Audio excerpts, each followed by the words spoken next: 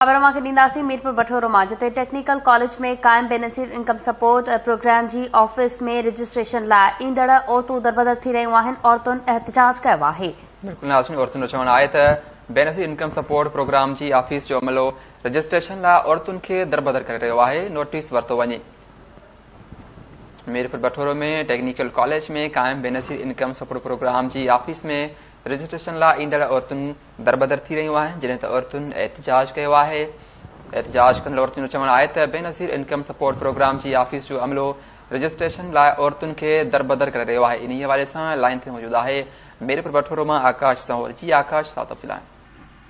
जी, मीरपुर बठोरो शहर के technical college में बेनज़ीर इनकम सपोर्ट प्रोग्राम में मिलंदड़ वज़ीफ़े वारी रक़म जी हिसूल तहत औरतुनि जा नवां नाला दर्ज करण जे लाइ क़ाइम कयल सेंटर ते अमले पारां परे परे वारे इलाइक़नि खां ईंदड़ औरतुनि खे दरबदर करण जे ख़िलाफ़ मुख़्तलिफ़ ॻोठनि शहरनि खां ईंदड़ औरतुनि सारामला, गंगा कोकड़ी, बख्तारमला, आमीमला, शादा जतोई, ज़ैनब जतोई हाजाणी ऐं ॿियनि औरतुनि पारां सेंटर अॻियां एहतिजाज कयो वियो आहे।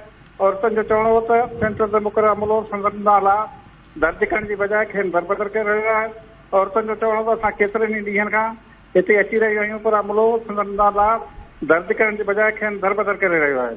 हिननि चयो सुबुह खां शाम ताईं उन ऐं बुख ते बि वापसि रवानियूं थी वञूं थियूं। हिननि बस पर अख़्तियारनि खां नोटिस वठण जो मुतालबो कयो आहे। ठीकु आहे, वॾी महिरबानी आकाश सहोर तफ़सील ॾियण जे लाइ।